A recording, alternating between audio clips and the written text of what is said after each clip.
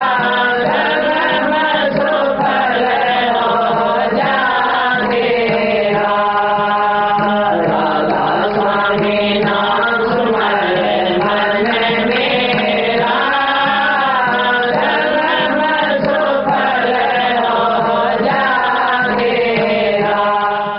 स्वामी दयाल की दया, राधा स्वामी सहाय, राधा।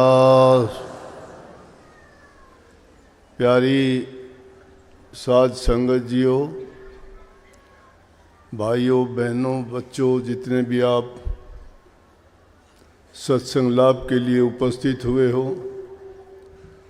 शांति से बैठ के सत्संग लाभ उठाएं।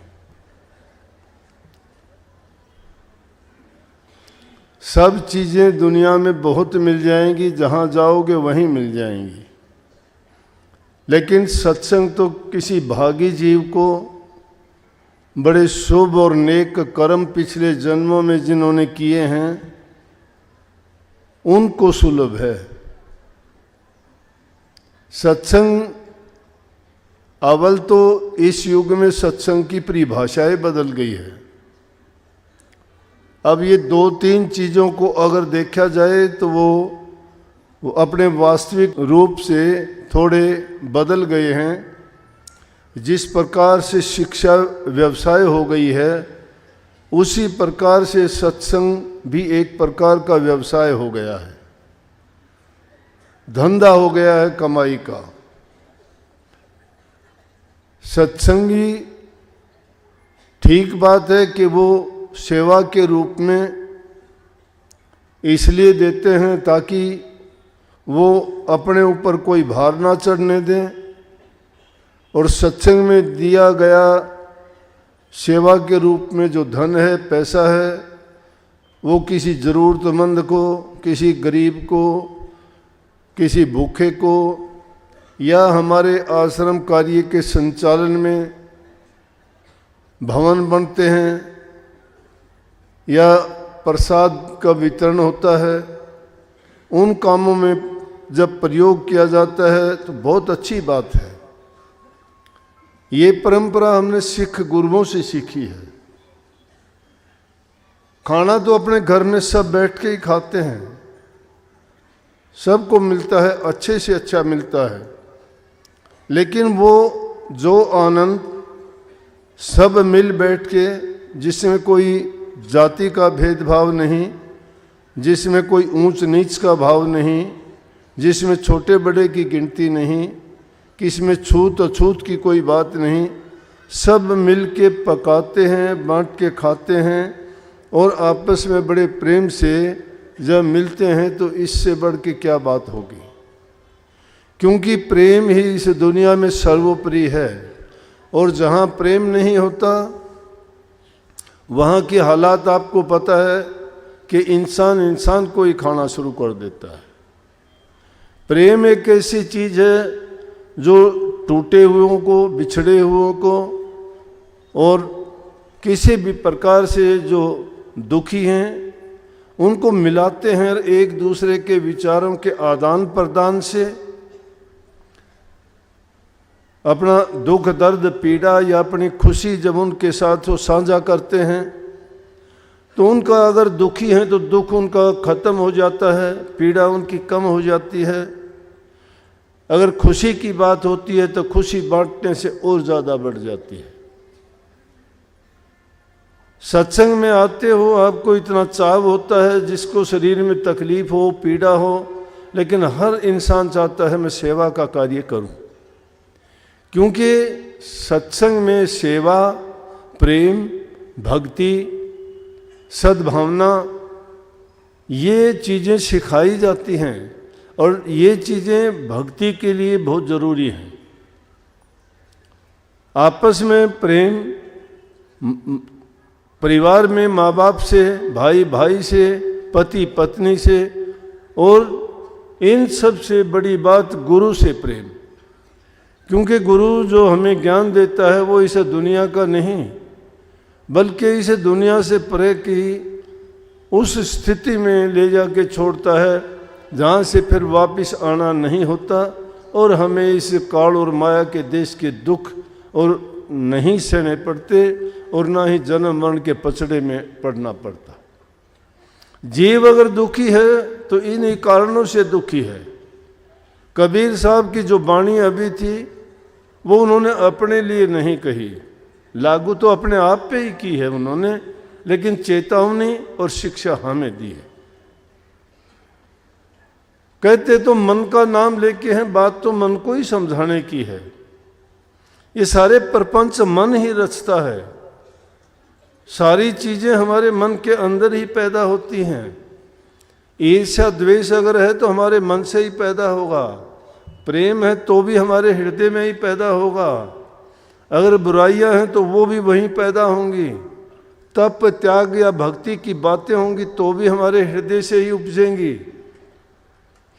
और वहां पे काम सारा मन का होता है, मन करता है, और ये मन को ही समझाना होता है। बुद्धि का काम है कि मन को समझाए, लेकिन मन भटकाव कर देता है। और करने का माध्यम इसका यह है कि इसका सब हमारी ज्ञान इंद्रिय और कर्म इंद्रियों पर शासन है, राज है, इसके काबू में है। ये जो चाहता है वो करवा देता है। इसलिए कबीर साहब ने कही, अरे मूर्ख मन, तू सोच समझ इस बात को कि तू गुरु के ज्ञान के बिना किस घाटी से जाएगा। सवाल उठ जाता है, समझ में नहीं आती बात तो कहते घाटी कौन सी? 4 ही घाट में जीव आता है संसार में। 4 खान जिसको कह देते हैं, 4 प्रकार के श्रेणियों से जीव 84 लाख योनि के आते हैं। अंडे से पैदा होने वाले, झिल्ली या जेर से पैदा होने वाले, पसीने पानी से पैदा होने वाले और मिट्टी से पैदा होने वाले, उनको अंडज, जेरज, स्वेदज, उद्भिज 4 श्रेणियों में बांटा गया है। तो उन 4 श्रेणियों में से पूछता है कि अरे मन मूर्ख, अगर तू नेक काम नहीं करता है और इस दुनियादारी के पचड़े में पड़ के तू अपने जीवन और समय को बर्बाद करता है, ये हरेक को नसीब नहीं है। और किसी योनि में जो चीज़ें, जो उपहार हमें मिले हैं, इंसान को किसी योनि में नहीं मिले। और चीज़ें सब समान हैं, खाते पीते सब हैं, चलते फिरते हैं, संतान पैदा करते हैं, पैदा होते हैं, गुजरते हैं, लेकिन उनके पास कोई भी उनको ज्ञान देने वाला नहीं है कि तेरा ये जन्म मरण का चक्कर कैसे छूटे। क्यों तुम दूसरों के अधीन होकर दुख दर्द और इतने कष्ट सहता है? अगर तू सही घाटी तेरी चुन लेता जाने की तो ये काम नहीं होता तेरा। तो उन्होंने समझाया कि गुरु के बिना, अब गुरु का काम क्या है? गुरु आपको समझाएगा कि इस दुनिया में आए हो तो आपकी संपत्ति, आपकी दौलत क्या है। हम दुनिया के पैसे को धन, दौलत, माया का नाम दे के उसको मान लेते हैं, लेकिन हमारे पास जो ऊंचे से ऊंची दौलत है उसको हम समझ नहीं पाते वो क्या है। उस दौलत के खो जाने से चीखते चिल्लाते हैं, शिकायत करते हैं, मेरा कारोबार नहीं रहा, मेरे पास धन पैसा नहीं रहा, मैं गरीब हो गया, मेरी उदर पूर्ति कैसे होगी। उसके लिए तो बड़े करते हैं, लेकिन हमारी जो जमा पूंजी है सांसा रूपी, उसका कभी ख्याल ही नहीं करते हैं कि हम किस प्रकार से उसको बर्बाद किए जा रहे हैं। एक एक पल पल करके वो तो खो ही जा रही है, बीती जा रही है, और हमें ख्याल भी नहीं कि हमारा कुछ खो गया है। नहीं, उसके लिए हमें ना तड़फ है, ना उसकी चिंता है, और ना ही उसके बारे में कभी कोई शिकायत करते हैं कि मेरी ये पूंजी मेरे से छिन गई या खो गई है। इसलिए कबीर साहब कहते हैं वहाँ वो कौन समझाएगा? ये गुरु समझाता है। और गुरु समझाता है कि इन फालतू की बातों के बजाय अगर हमें ये समझ आ जाए कि हमारा काम क्या था, कि मनुष्य का चोला मिलने के बाद हमें क्या करना चाहिए था, इससे हमें कौन सा लाभ था। उस मालिक की रजा और मौज में रहना चाहिए। हम तो शिकायत तो करना जानते हैं, काम जो करते हैं मर्जी का करते हैं, पिछले कर्मों के कारण हमें जब ये समय मिला है, जन्म मिला है, ये मौका मिला है, तो हमें अवसर दिया गया है कि अगर तेरा पिछले कर्मों का भार है, कर्ज है, तो उसको तो उतार फेंक अब। अगर और आगे के लिए तू ऐसे कर्म कर कि तेरे सिर के ऊपर कोई कर्ज ना चढ़े, ये मालिक का कानून और नियम है। और ये उसको हम मालिक की मौज, उसकी रजा, उसका हुक्म और उसका आदेश कह के पुकारते हैं। तो उसकी रजा जो नहीं होती, मन के कहे काम करते हैं, उसकी रजा तो नहीं होती हो। हम मर्जी के काम करते हैं, उसकी रजा में अगर राजी रहें, उनके नियम हैं, प्रकृति की हर चीज़ उन्होंने नियत की है, वो उसके अनुसार काम करती है। अगर उनमें हम दखल देना शुरू कर दें तो हम जो है मालिक का विरोध करते हैं। मालिक का विरोध करके हम कभी भी उसमें सफलता नहीं पा सकते। इसलिए उसकी रजा को देखते रहना चाहिए। अगर दुख आता है, तकलीफ आता है, तो समझो कि हमारे वो कर्म है, कोई ना कोई कर्ज है हमारा पूरा हो रहा है। अगर हमें खुशी मिलती है, जीवन सुखी है, शरीर में रोग दोष नहीं है, तो समझो कि मालिक की हमारे ऊपर नजर इनायत है। इसलिए उसका शुक्राना करना चाहिए, लेकिन गाफिल नहीं होना चाहिए। अगर गाफिल होंगे तो अभिमान आ जाएगा, अभिमान आ जाएगा तो अभिमान तो बर्बाद करके रख देगा। जब तक इस समझ को नहीं समझते हम, ये रमज है, बहुत गहरा एक विचार है, नुक्ता है, जिसको हम अगर गहराई से सोचें और जान लें तो हमारी शिकायत सब की खत्म हो जाएंगी। जो भी दुख दर्द भला चंगा होता है वो हमारे कर्मों के अनुसार है। आज नहीं तो कभी पहले किया होगा। अगर पहले नहीं किया होता तो ऐसे ऐसे काम होते, जन्म से ही हमारे साथ वो लगे क्यों आए हैं। एक तो ठाठ बाट राजा के घर जन्म लेता है, एक कंगले भिखारी के घर जन्म लेता है, एक जन्म से ही अंधा काना लुल्ला लंगड़ा पैदा होता है, एक को कोई ज्ञान ही नहीं है वो क्या पैदा हो गया, कहाँ से उसको ये कमियां आई। अब विज्ञान ज्ञान उसकी तलाश करता है कि ऐसा क्यों हो जाता है। वो उसको ढूंढते हैं कि कोई खून में कमी थी, कोई तत्व की कमी थी, कोई किसी चीज़ के कारण ऐसा हो गया। नहीं, उन चीज़ों को इंसान अपनी बुद्धि से सोचता है, लेकिन वो चीज़ बुद्धि विचार की नहीं, वो मालिक की हुक्म और रजा के अनुसार ऐसा हुआ है। और अगर हम उसके काम में दखल भी देते हैं तो उसमें अच्छा नहीं होता। मानते हैं कि कुछ ना कर जाएंगे, लेकिन उसमें हमें जो कर भी लेंगे तो दुख ही उठाना पड़ेगा, अच्छी बात नहीं है। इसलिए सतगुरु की रजा, सतगुरु की मत, सतगुरु समझाता है हमें। परंतु जिनके गुरु की शिक्षा और उपदेश समझ में आ गया उसका बेड़ा पार हो गया। जिनको गुरु मिल गया और उनका लेखा निमट गया। लेखा ऐसे निमटता है, लेखा कहने से नहीं निमटता, मन में सोच लेने से नहीं होता। मन के दाग जब तक नहीं धुलते हैं, इससे ईर्ष्या निंदा बुराइयां ये नहीं बाहर निकलती हैं, तब तक इंसान कभी भी अच्छा नहीं हो सकता, कभी उसके पाप नहीं धुल सकते। मलूकदास जी हुए हैं, बहुत बड़े उच्च कोटि के संत हुए हैं। मस्त रहते थे, लोग बहुत आते थे, आशीर्वाद लेते थे, दर्शन करते थे, सत्संग सुनते थे। उनके विचारों की शुद्धि, आत्म शुद्धि, मन की शुद्धि सब गुरु के दर्शन करने से, उनके उपदेश सुनने से और उनकी शिक्षा को अपनाने से बहुत लोगों का जीवन सुधर गया था।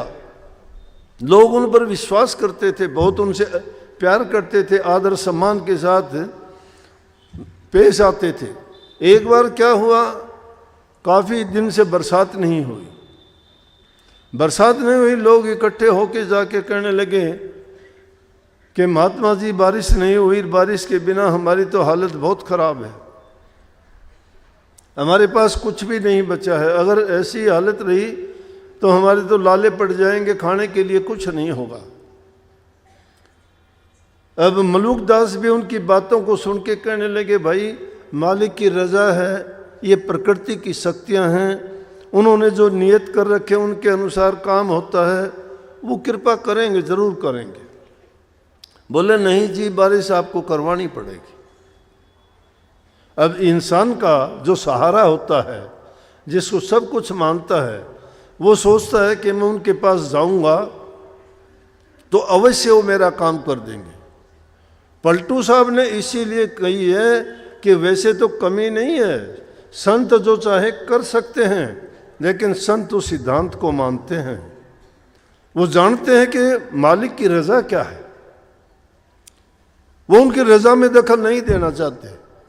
पलटू साहब कहते हैं संत और राम को एक कर जानिए, दूसरा भेद न तनक आने। लाली जो छिपी है मेहंदी के पात में, दूध में घी इस भांत जाने। फूल में बास जो काठ में आग है, संत में राम इस भात जाने। दास पलटू के संत में राम है, राम में संत, ये सत्य माने, सत्य माने कि राम रम्या हुआ तो हम सब में है, लेकिन संतों ने प्रगट कर रखा है। संतों ने उनकी इबादत, पूजा, प्रार्थना, आरती, जो भी उनका सुमरण, चिंतन, भजन करके उनको अपना रखा है। उस शक्ति है, उस शक्ति को कोई भी प्रकट कर ले, किसी एक का नहीं है।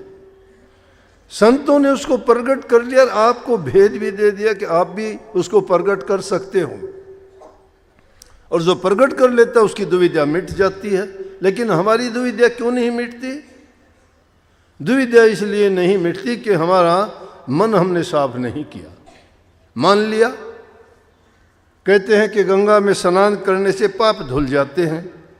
कितने ही साल में हम भी जाते हैं, गंगा में स्नान करके आते हो। कोई गंगा सागर में करके आता है, कोई इलाहाबाद त्रिवेणी में स्नान करके आता है, कोई और बहुत से ऐसे तीर्थ हैं उनमें जाके स्नान करके कहते हैं कि हमारे पाप धुल गए। क्या पाप धुल जाते हैं? गंगा माई बहुत पवित्र है, लेकिन पाप क्यों नहीं धुलते?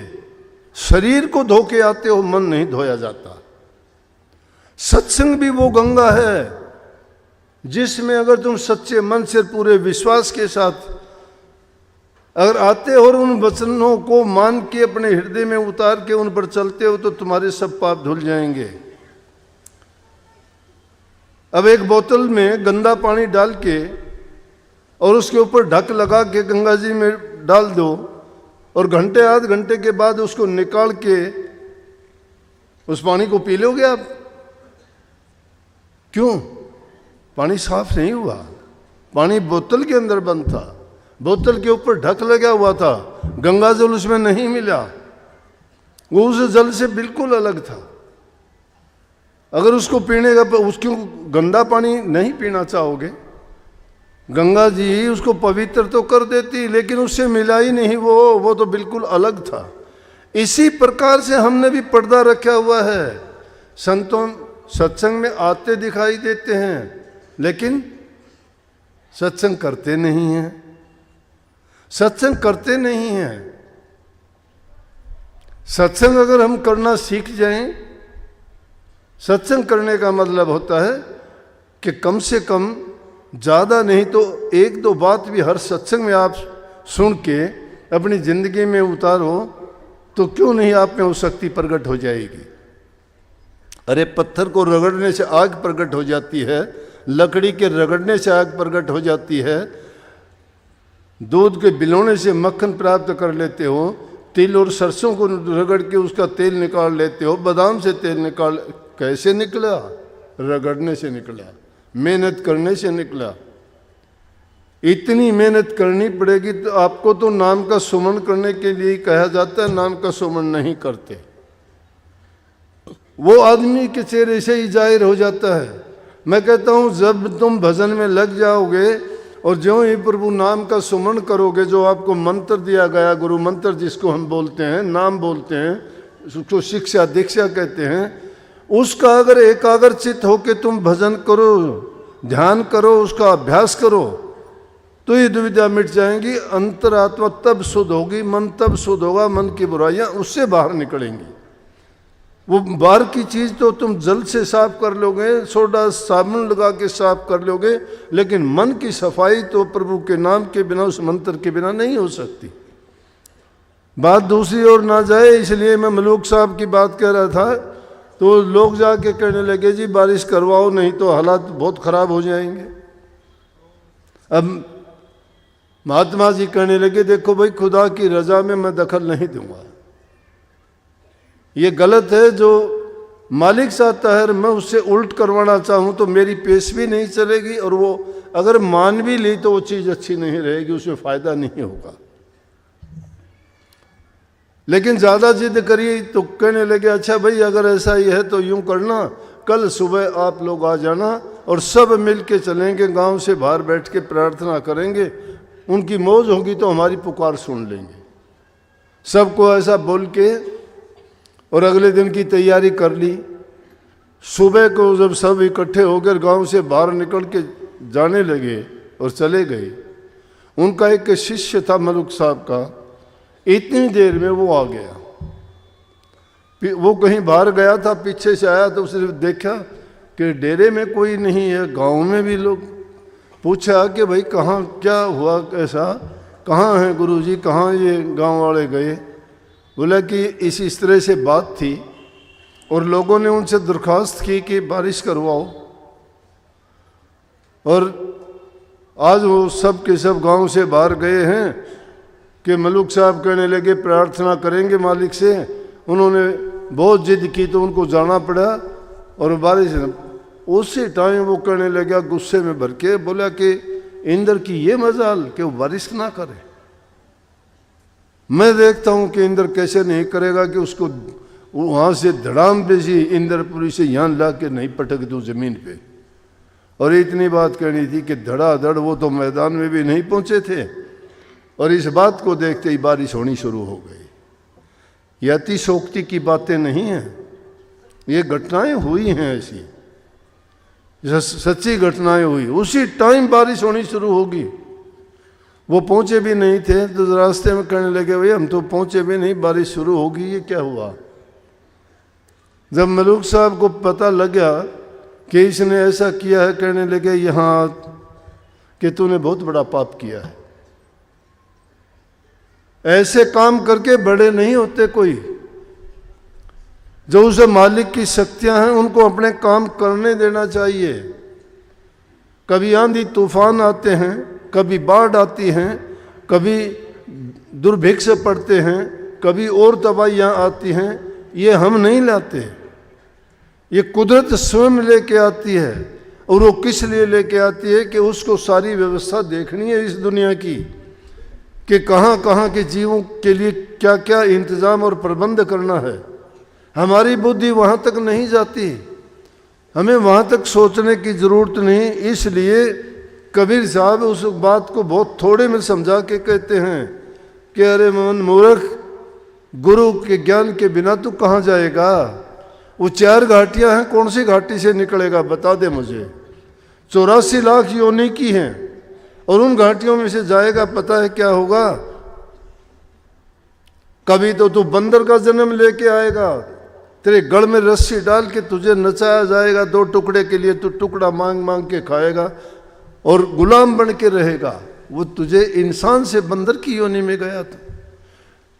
कभी तू बैल की योनि में जाएगा, बोझा ढोएगा, तेरे को चारा डालेगा नहीं डालेगा, लेकिन तेरे शरीर पर जब उसकी लाठियां बरसेंगी तुझे पीड़ा भी होगी, भूखा भी रहेगा और उसका बोझा भी ढोएगा, कितनी तकलीफ होगी। क्या तू ये सब कुछ सहने के लिए राजी है? लेकिन हम मस्त हैं, नहीं जानते क्या होगा। आगे के लिए अंधेरा छाया हुआ है, बुरा करते हुए, पाप करते हुए, दूसरे के आदमी को तड़फाने के लिए पता नहीं क्या क्या कर जाते हैं, दूसरे जीवों को कितना दुख देते हैं। कुछ लोग उनको मार के खाते हैं, कोई उनको और दूसरे तरीक़ों से दुखी करते हैं। क्या उनकी आत्मा नहीं रोती होगी? अगर वो रोएगी तो बद्दुआएं नहीं देती होगी। अगर वो बद्दुआएं देगी, लेकिन वो अपना कर्म इसलिए भोगते हैं कि उन्होंने गुरु की बात नहीं सुनी, उनको ये मौका नहीं मिला, उनको सत्संग नहीं मिला, उनको ये शिक्षा दीक्षा नहीं मिली, और अवसर मिला भी था तो शायद वो चूक गए, जैसे हम चूक जाते हैं।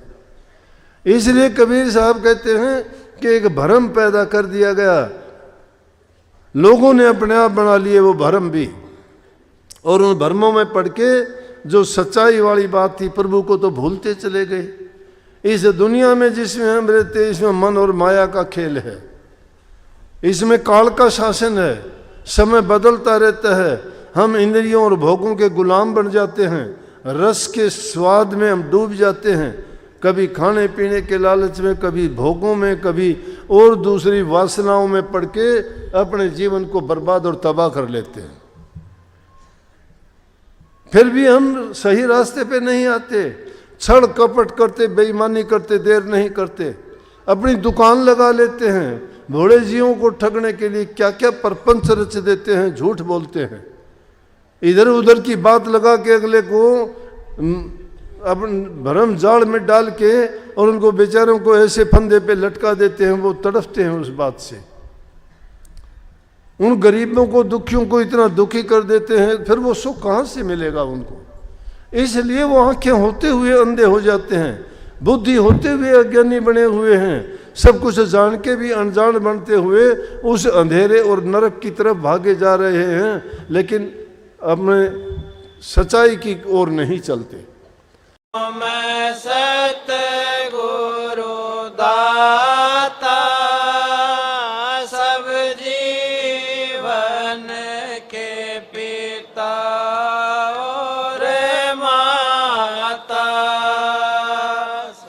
सतपुरुष तुम सतगुरु दाता सब जीवन के पिता और माता, दयाधार अपना कर लीजे, कालजाल से न्यारा कीजे, करूं बिनती दो कर धोरी, अर्ज सुनो राधा स्वामी मोरी, सतयुग त्रेता द्वापर बीत्या, कहूँ न जानी सबद की रीता, सतयुग त्रेता द्वापर बीत्या, कहूँ न जानी सबद की रीता, कलयुग में स्वामी दया विचारी, परगट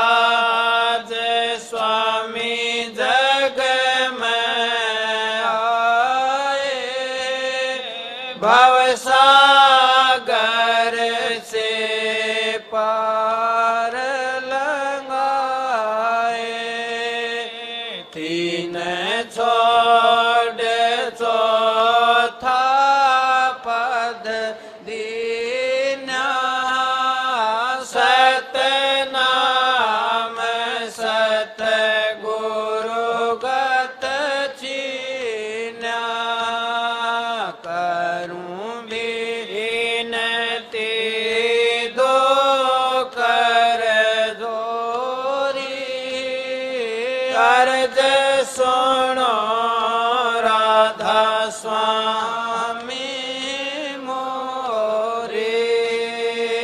जगमग जोत होत उजियारा, गगन स्रोत पर चंद्र निहारा। जगमग जोत होत उजियारा,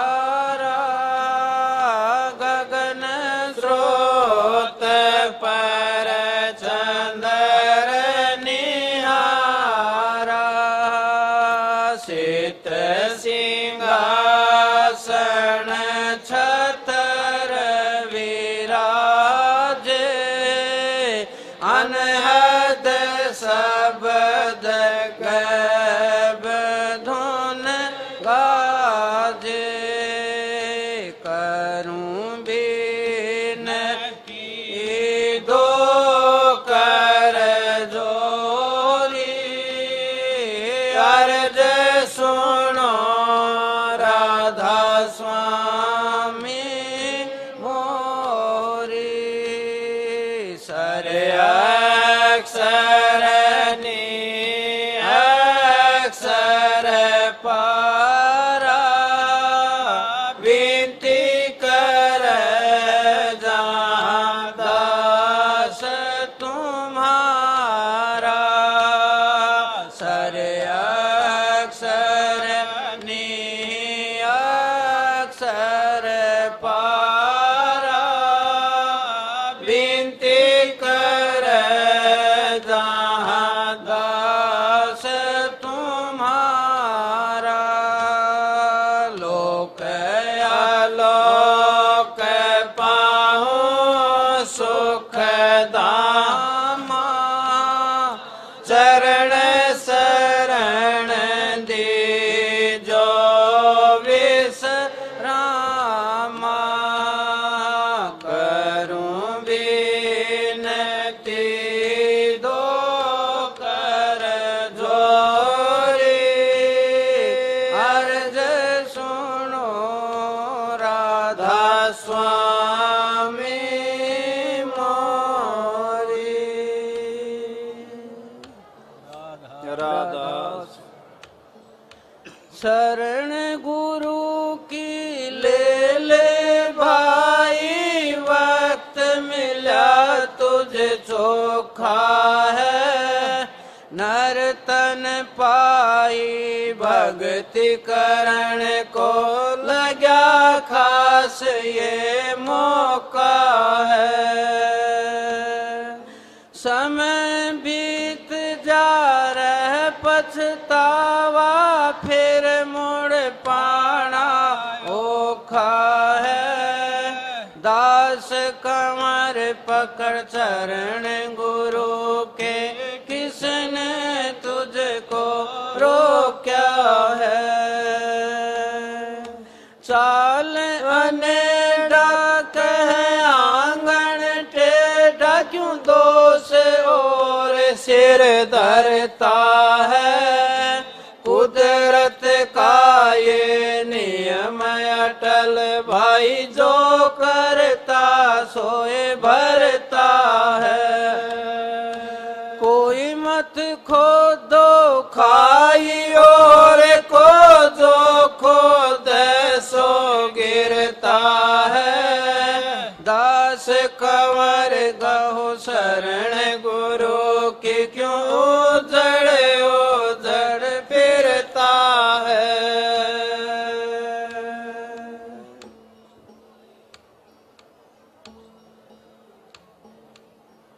भरोसा थार चाल जी, सतगुरु मारी नाव।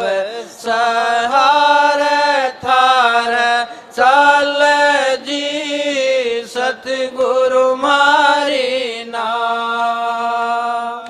सतगुरु मारी नाव, दाता जी मारी नाव। भरोसा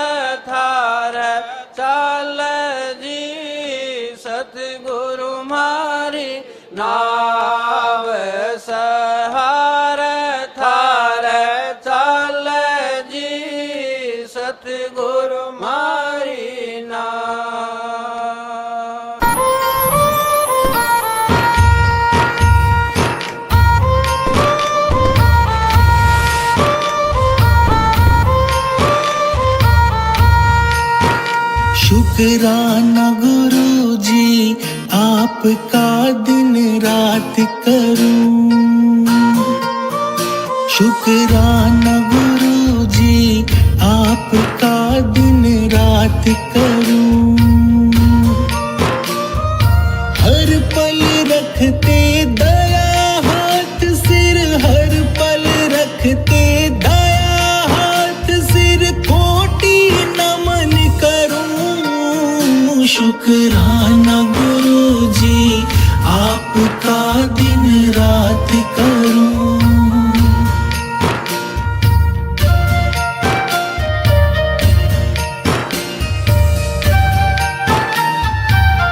मैं तो हूँ अज्ञानी गुरुवर, काल ने बड़ा सताया जी। सोए भाग मेरे जाग गए, आपने गले लगाया जी। मन मेरा हर्षाया गुरु जी, मन मेरा हर्षाया गुरु जी। मैं होके मगन फिरूं, शुक्राना गुरु जी आपका दिन रात करूं।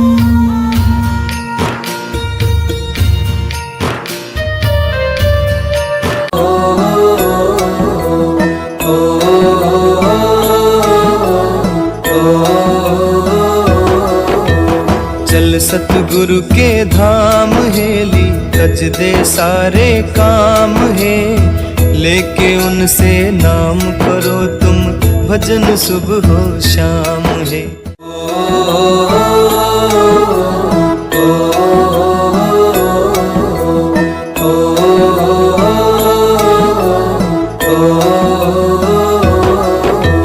चल सतगुरु के धाम हेली, तज दे सारे काम है।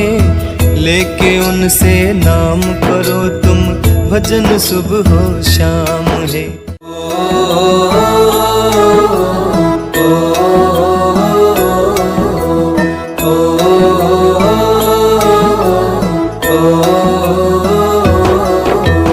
चल सतगुरु के धाम है।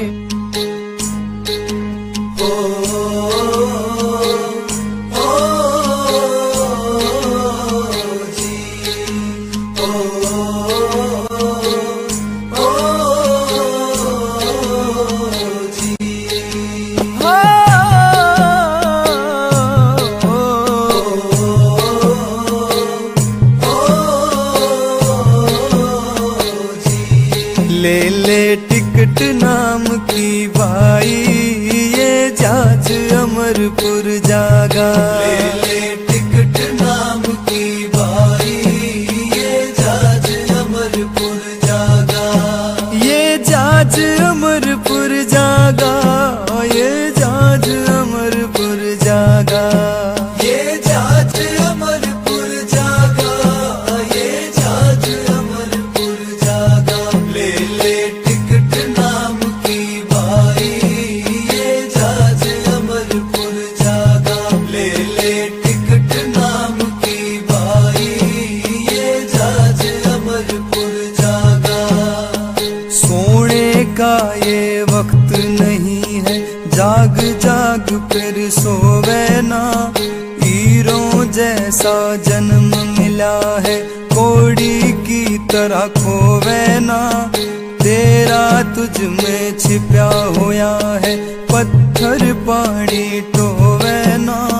पूजा पाठ व्रत करो, कितने इन ते फायदा हो।